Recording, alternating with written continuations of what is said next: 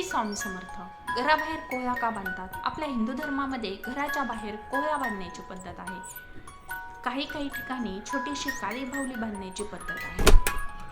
प्रत्येक अमावस्येला घराबाहेर कोहळा बांधला जातो. पण आपल्या घराबाहेर कोहळा बांधण्याचा काय फायदा आहे?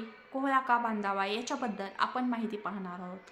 आणि कोहळा बांधायचा असेल तर त्याच्या काय पद्धती आहेत? प्रत्येक ठिकाणी आपल्याला असे पाहायला मिळते की घराबाहेर मुख्य दरवाजाच्या बाहेर कोहळा बांधला जातो. तर हा कोहळा बांधताना तो लाल कपड्यामध्ये बांधला जातो, लाल वस्त्रामध्ये बांधला जातो.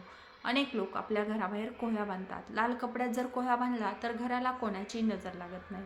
जर आपल्या मुख्य दाराला बाहेरून कोहळा बांधला तर आपल्या घरात कोणतेही दुष्ट शक्ती प्रवेश करत नाही किंवा आपल्या घरातील लोकांचे या दुष्ट शक्तीपासून, निगेटिव्ह शक्तीपासून, नजर दोषापासून घरातील लोकांचं, घराचं रक्षण होतं.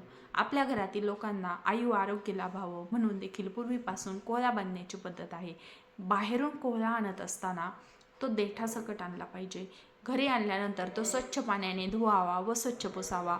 त्यानंतर त्याच्या दोन्ही बाजूला ओम काढावा. तो गंधाने किंवा ओल्या कुंकवाने काढावा आणि खाली त्याच पद्धतीने स्वस्तिक काढावे.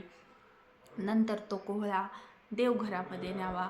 त्याच्यावर काजळाने एक रेष ओढावी व त्याच्यावर गंध, अक्षदा, हळद, कुंकू, फूल यांनी पूजा करावी आणि देवाला प्रार्थना करावी की आम्ही हा कोहळा घराबाहेर बांधत आहोत. हा आपल्या घराला किंवा घरातील लोकांना कोणाची नजर लागू नये किंवा घरात कोणतीही दुष्ट शक्ती येऊ नये. त्यानंतर आपल्या मुख्य दाराला सर्वांना दिसेल असा हा कोहळा बांधायचा आहे. कोहळा हा शक्यतो लाल वस्त्रामध्येच बांधायचा आहे.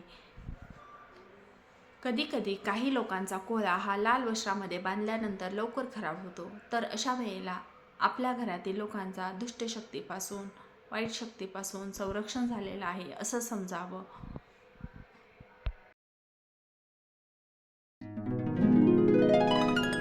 बचाव झाला आहे असे समजावे. मग तो कोहळा कचऱ्यामध्ये टाकावा व दुसरा आणून त्याची वरीलप्रमाणे स्थापना करावी.